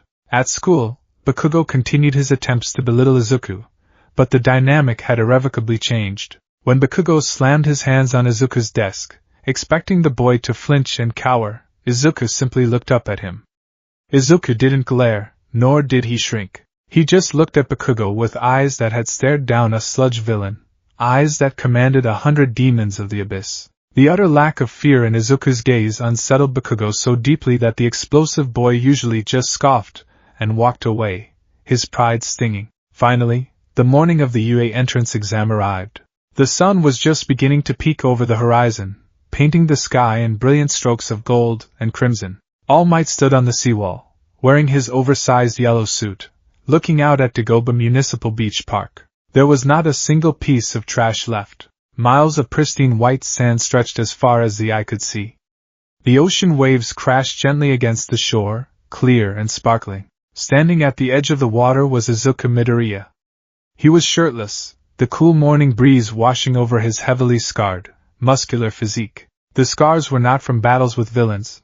They were the physical toll of his quirk, faint, lightning-like burns across his arms and chest where the sheer pressure of manifesting the Legion had ruptured blood vessels beneath the skin over the last 10 months. They were the marks of a king who had suffered to tame his kingdom. Izuku took a deep breath, feeling the culmination of his grueling journey. He closed his eyes and threw the mental vault wide open. Emerge. The sand behind Izuku turned pitch black as the gateway expanded to an unprecedented size. 30 shadows rose simultaneously. Scouts took to the sky, circling overhead like a dark halo. Foot soldiers stood in perfect, disciplined ranks. Defenders formed a wall of impenetrable darkness, and strikers crouched low, their bladed arms gleaming in the dawn light. Izuku didn't bleed. He didn't pass out. A dull headache pulsed at the base of his skull, but his newly forged vessel held firm. The lipids burned, the stamina drained, but the dam held. He turned to look at All Might, the 30 entities moving perfectly in sync with his shifting gaze. All Might felt a shiver run down his spine. The boy before him was no longer the fragile, crying child on the rooftop. He was a force of nature. He was a hero who commanded the dark. Holy stinking supercrap, All Might whispered, utterly awestruck. He quickly composed himself, pulling a smartphone from his pocket and snapping a picture. Midoriya! You did it! You didn't just clear the beach, you exceeded my wildest expectations. You are a perfect vessel, Izuku smiled, commanding the shadows to retreat. They melted back into the abyss smoothly, the air returning to its normal temperature. Izuku jogged over, pulling on his middle school uniform shirt. I couldn't have done it without you, All Might, Izuku said, bowing deeply. Thank you for believing in me. Thank you for not being afraid of them. A true hero recognizes another, regardless of the tools they use, All Might said proudly, placing a heavy hand on Izuku's shoulder. But the real test begins now. UA High School does not pull its punches. The entrance exam will test everything you've learned here. All Might looked the boy in the eye, his sunken blue gaze burning with intensity. Izuku Midoriya. For 10 years you hid in the dark. Today, you take your first step into the light. Show them. Show the world the power of the Legion, and show them the heart of the boy who commands it. Izuku tightened the straps of his yellow backpack, his emerald eyes locked onto the horizon where the massive, glass towers of UA High School gleamed in the distance. The 100 voices in his mind hummed in perfect unison, a harmonious chord of readiness and absolute loyalty. We are ready, King. Yeah, Izuku whispered back to them. He looked up at All Might and gave a fierce, determined nod. Let's go. The towering, glass-fronted monolith of UA High School was imposing enough to make anyone feel insignificant. For Izuku Midoriya, standing at the massive front gates, it felt like standing at the threshold of a new universe. The morning air was crisp, carrying the faint scent of cherry blossoms and city exhaust. Hundreds of hopeful students swarmed the main path, a sea of diverse mutations, confident strides, and nervous energy. Izuku took a deep breath, adjusting the straps of his yellow backpack. We're here, he thought, projecting the sentiment inward. The response from the abyss was a synchronized thrum of anticipation. The 100 entities residing within his shadow were wide awake, sensing the monumental importance of the day. They didn't speak in words, but in a collective hum of readiness, a vibrating chord of absolute loyalty that warmed the freezing chill usually associated with his quirk. Izuku took his first step onto the campus, his newly corded leg muscles propelling him forward with a lightness he still wasn't entirely used to. He was so focused on the sheer magnitude of the school, marveling at the H-shaped architecture, that his foot caught the edge of a raised paving stone. Gravity seized him. He pitched forward, bracing his heavily scarred arms for the inevitable impact with the concrete. Protect, a voice whispered in the dark. A small tendril of black mist instinctively began to leak from his sneaker to catch him. But before the shadow could manifest, Izuku suddenly stopped falling. He hovered a mere inch above the pavement, his limbs flailing comically in midair. Are you okay? Izuku yelped, scrambling upright in the air before his feet gently touched the ground. He turned around to see a girl with a short, bouncy auburn bob and permanent rosy cheeks holding her hands together, a warm, bright smile on her face. It's my quirk, she said cheerfully, pointing to the pads on her fingertips. Sorry I used it without asking first. But it'd be bad luck if you fell right before the exam, right? Izuku's face immediately erupted into a brilliant shade of crimson. For all his physical conditioning and his mastery over a legion of abyssal demons, he was still fundamentally a 14-year-old boy who had never spoken to a girl outside of his own mother. Thank you. Izuku stammered, bowing so quickly he nearly headbutted his own knees. I wasn't paying attention. Thank you for saving me, the girl giggled, adjusting the strap of her bag. I'm super nervous. Let's both do our best. See ya inside. She bounded off toward the entrance. Izuku stood entirely frozen, clutching his chest. I just talked to a girl. He thought, practically floating on his own cloud of euphoria. Deep within his mind, a few of the older, larger commander-class shadows projected a feeling of profound, almost paternal amusement at their host's flustered state. Izuku shook his head, slapping his cheeks to focus, and marched into the building. The orientation took place in a massive, dimly lit auditorium that felt more like a concert hall. Izuku sat in the middle row, his notebook open on his lap, a pen spinning rapidly between his fingers. Welcome to my live show. Everybody say hey. The voice hero, Present Mike, stood at the DJ booth on stage striking a wild pose. The auditorium was met with dead, awkward silence. Izuku, however, was in his element. The voice hero, Present Mike. He muttered under his breath, his eyes shining. I listen to his radio show every night. His quirk voice allows him to modulate the volume and pitch of his vocal cords, creating localized sonic booms. It's incredibly effective for crowd control and wide-range area denial. Shut up, Deku. The voice to his right was venomous. Izuku glanced over. Katsuki Bakugo was sitting in the adjacent seat, his arms crossed over his chest, his crimson eyes glaring a hole into the stage. Sorry, Kaken, Izuku whispered, though his tone lacked the trembling fear it once held. It was just a polite apology. Bakugo's jaw tightened. He had noticed the changes in Deku over the last 10 months. The nerd was no longer a frail twig. He filled out his middle school uniform, his shoulders broad, his posture straight. And worse, he didn't cower anymore. The memory of that monstrous, massive shadow beast from the sludge villain incident still haunted Bakugo's nightmares, a humiliating reminder that Deku possessed a power that defied logic. President Mike clicked a button, and a massive screen behind him illuminated, displaying a map of various urban battle centers. Listen up, examinees! After the written test, you'll be conducting 10-minute mock urban battles. President Mike announced. You will be fighting 3 types of foe villains, each worth a different point value. Your goal is to use your quirks to incapacitate them and rack up a high score. But remember, attacking other examinees is strictly prohibited. Izuku rapidly jotted down notes. Urban environment. Narrow alleyways, verticality, line of sight, perfect hunting grounds for the scouts and strikers. If I spread the scouts out, I can map the entire arena in 3 minutes. Then I deploy the strikers for targeted takedowns. Excuse me. A tall, broad-shouldered boy with glasses and meticulously parted blue hair stood up near the front, a harsh spotlight suddenly illuminating him. On the printout, there are 4 types of villains. If this is a misprint, UA, the top hero academy in Japan, should be ashamed of such a foolish mistake. We are here because we wish to be molded into exemplary heroes. The boy turned around, pointing a rigid, robotic finger directly at Izuku. In addition, you over there with the curly hair. You've been muttering this entire time. It's distracting. If you're here on a pleasure trip, then you should leave immediately. Izuku blinked, caught like a deer in the headlights. The auditorium snickered. The shadows within him did not snicker. The sudden aggression directed at their host caused an immediate, violent spike in the abyss. The temperature around Izuku's seat plummeted by 10 degrees. Bakugo flinched, instinctively leaning away as a terrifying, unnatural cold washed over the row. The shadows pressed against the gate, wanting nothing more than to rise up and silence the loud, pointing boy. No. Stand down, Izuku commanded internally, projecting a wave of calm, authoritative iron will over the legion. The temperature instantly returned to normal. Izuku stood up slightly and bowed his head. I apologize. I'll keep it down. President Mike laughed, waving his hands.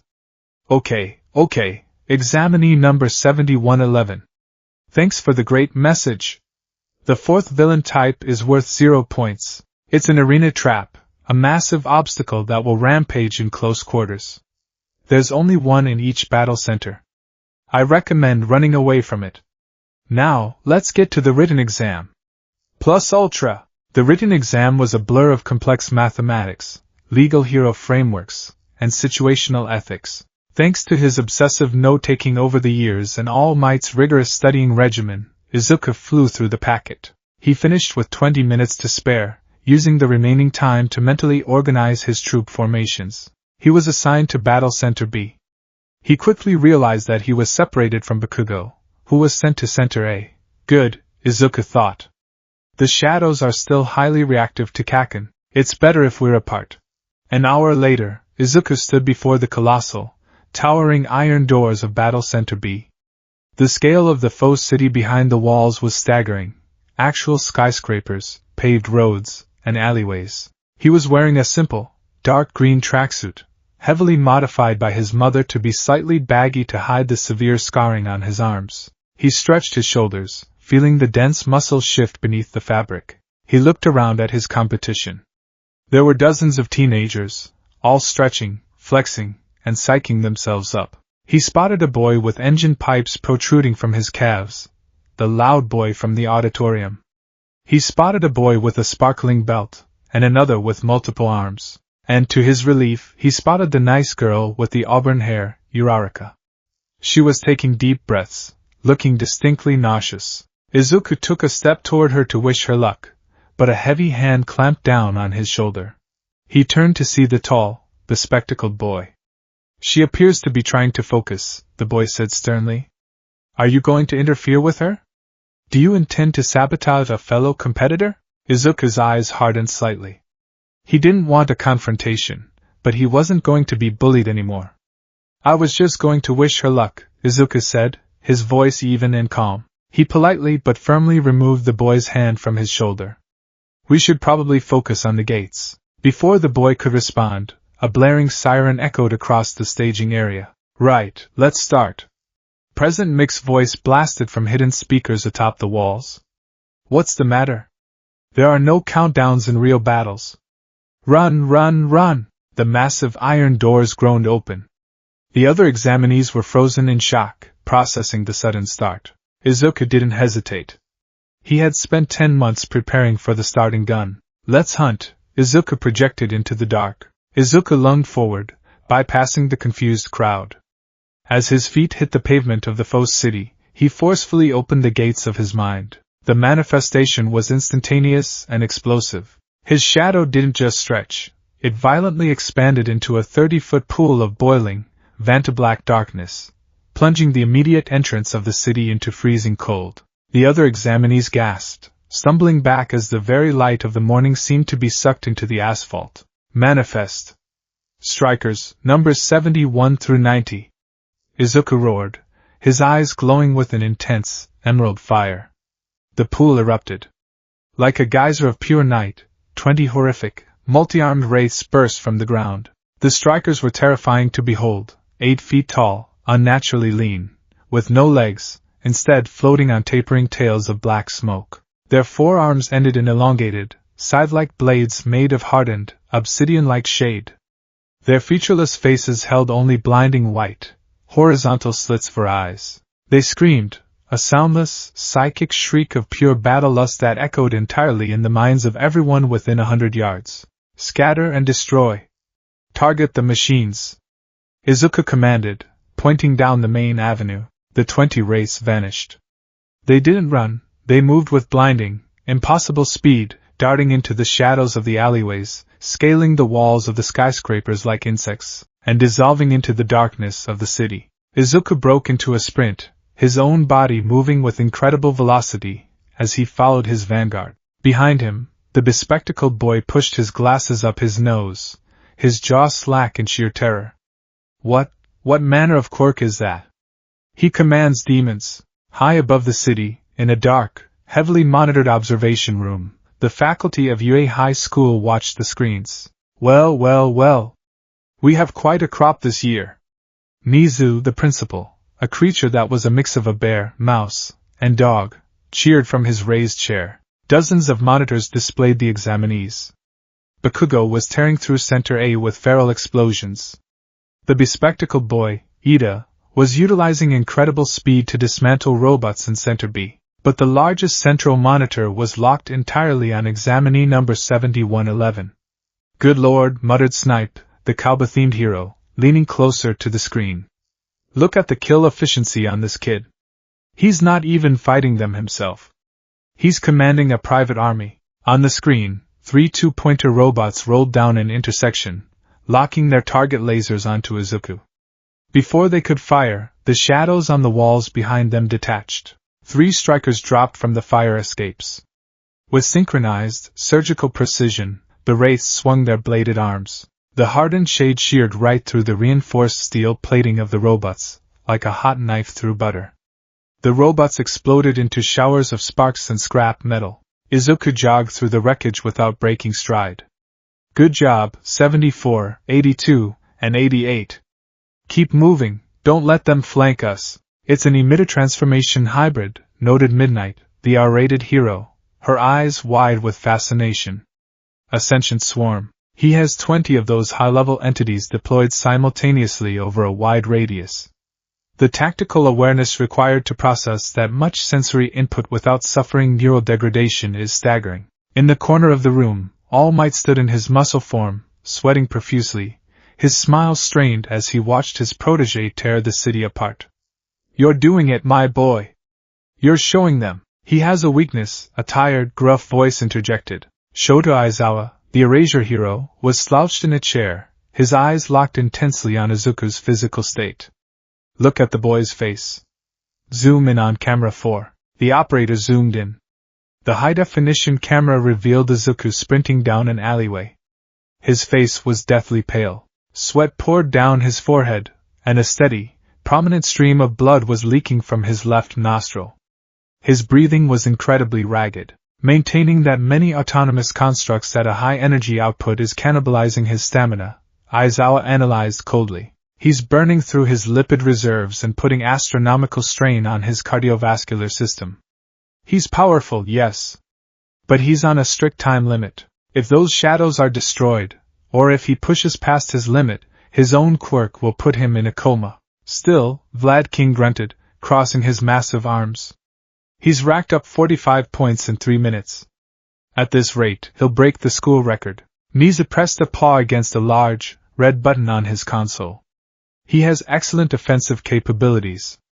But true heroism isn't just about destroying the enemy. Let's see how he, and the rest of them, handle true, insurmountable despair. Niza pushed the button. Izuku stood in the center of a wide plaza, wiping the blood from his nose with the back of his sleeve.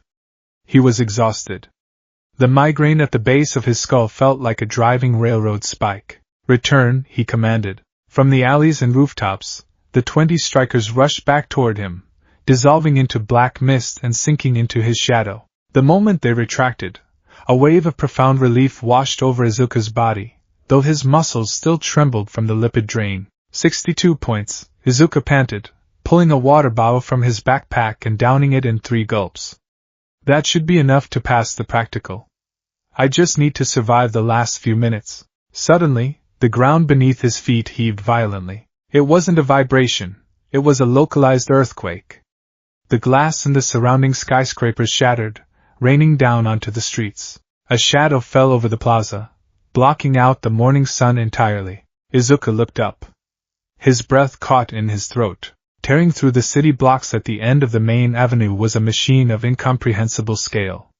The zero-pointer. It was taller than the skyscrapers, a colossal, olive-drab behemoth of grinding gears, massive treads, and glowing red optical sensors. With a single swing of its massive arm, it obliterated a building, sending a tidal wave of concrete debris and dust roaring down the street. Less than 2 minutes remaining.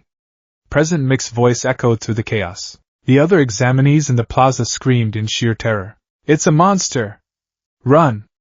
It's the zero-pointer! Get out of the way! The crowd turned and sprinted in the opposite direction, abandoning the plaza. Izuku took a step back, his instincts screaming at him to follow. The entity was a trap. There were no points to be gained.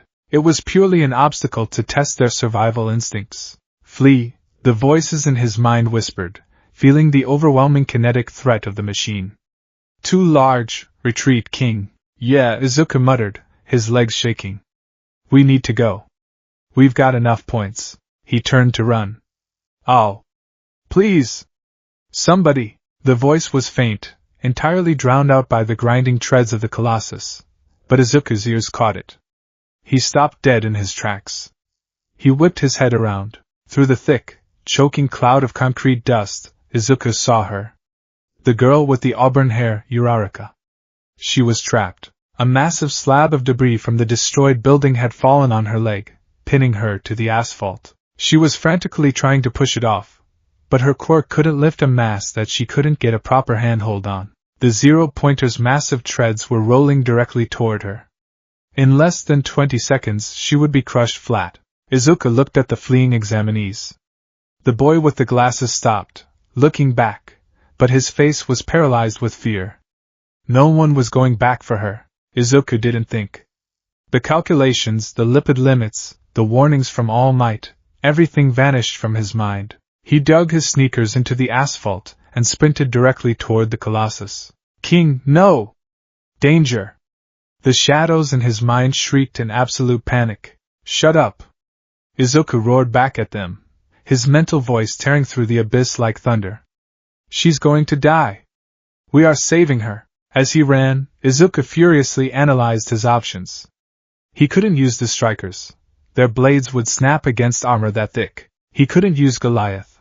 The number 99 commander was incredibly strong, but it lacked the sheer, concentrated cutting power required to sever a machine of this scale before it crushed her. He needed the absolute pinnacle of his arsenal. He needed a shadow he had never successfully summoned before, because merely opening the gate wide enough to perceive it had almost caused him to black out during training. He needed number 100. Izuku closed his eyes, sprinting blind into the dust cloud. He reached deep into the freezing, abyssal depths of his soul. He found the heaviest, darkest, most heavily chained door in his mind. He grabbed the chains. And he shattered them. Aag! Izuku screamed aloud as the physical backlash hit him instantly. Blood burst from his nose, his tear ducts, and his gums. The blood vessels in his arms ruptured, turning the whites of his eyes entirely crimson.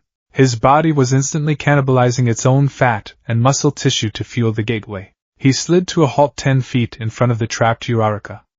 The zero-pointer was directly above them, raising a massive, multi-ton fist to smash them both into the pavement. Uraraka looked up, her eyes wide with tears, seeing the bloody, screaming boy standing between her and death. Izuku slammed both of his bleeding hands into his shadow. Awaken! Izuku's voice was no longer his own. It was an earth-shattering, demonic roar, layered with the voices of 100 screaming entities. Number 100. The Centurion. The world stopped. The sound of the robot's treads, the crashing of the buildings, the sirens, all of it was instantly muted, sucked into the vacuum of a massive, localized pressure drop. The temperature in the plaza plummeted below freezing. Frost instantly crystallized on the asphalt and the surrounding debris. From Izuku's shadow, a pillar of pure, unadulterated darkness erupted into the sky, piercing the dust cloud. Uraraka screamed, throwing her arms over her head as the freezing shockwave blasted over her. In the observation room, the monitor's tracking battle center be completely glitched out, flooded by an immense wave of dimensional static. What is that energy reading? Midnight shrieked, looking at a rapidly spiking graph on her console. He's overriding his own life signs to force a manifestation. Recovery girl, the school nurse, yelled, horrified. He's going to kill himself. Back in the plaza, the pillar of darkness solidified. Standing over Izuku, towering an incredible 50 feet into the air, was the Centurion. It was a god of the abyss. A monolithic knight clad in heavy, baroque armor made of hardened, obsidian shade. A ragged, tattered cape of black mist billowed behind it, absorbing the ambient light of the city. Its face was hidden behind a crusader's helm, from which two blindingly brilliant, cross-shaped white eyes glared up at the zero-pointer. In its massive, gauntlet hands, the Centurion held a great sword of pure, condensed void. The blade was 30 feet long, vibrating with a frequency that visibly warped the air around it. The zero-pointer's fist slammed downward. The Centurion did not flinch. Guided by Izuku's rapidly fading consciousness, the Colossus of the Dark raised its great sword and swung upward in a single, fluid, devastating arc. The collision did not produce a loud crash. It produced a terrifying, shrieking tear, like the fabric of reality itself was being ripped apart. The blade of void passed through the armor, the reinforced struts, and the hydraulic systems of the zero-pointer without a single ounce of resistance. For a second, nothing happened. Then, the upper half of the zero-pointer, from its left hip to its right shoulder, slowly began to slide backward. The Centurion hadn't just cut the robot. It had cleaved the entire, skyscraper-sized machine completely in twain. The catastrophic internal damage caused the robot's power core to go critical. With a deafening, earth-shaking boom, the top half of the zero-pointer exploded in a massive fireball, sending tons of flaming debris raining down toward the street. Izuku was falling to his knees, his vision entirely black. He was out of energy. His body was shutting down. But he forced his eyes open, looking up at the falling debris. "Protect her," he whispered to the giant. The Centurion moved. It dropped its great sword, which instantly dissolved into mist, and threw its massive, armored body over Izuku and Uraraka, creating a dome of impenetrable darkness. The flaming wreckage crashed into the back of the Shadow Colossus, detonating harmlessly against the hardened shade. The Centurion didn't budge. It knelt over them, an unbreakable shield, its cross-shaped eyes looking down at its bleeding king with absolute, reverent devotion. "Time's up." Present Mick's voice finally blared over the sirens. With the threat neutralized, the connection snapped. The Centurion burst into a massive shockwave of black mist, dissipating into the wind and sucking back into Izuku's shadow. Uraraka sat among the rubble, completely untouched by the fire, her mouth hanging open in absolute shock. The sky was raining ash and gears, but the area around her was perfectly clear. She looked forward. Izuku Midoriya lay face down on the freezing asphalt. His skin was deathly pale, his arms bruised black and purple from the ruptured veins. A pool of blood was forming beneath his face. He didn't move. He didn't breathe. "Hey!" Uraraka whispered, crawling forward, ignoring the pain in her trapped leg. She reached out a trembling hand, pressing it against his back. "Hey! Somebody help! We need a medic! Please!" In the silence of his mind, 100 voices wept. They had saved the girl, but their king had paid the ultimate price to open the gates of hell. The abyss grew dark, and Izuku Midoriya slipped into the void.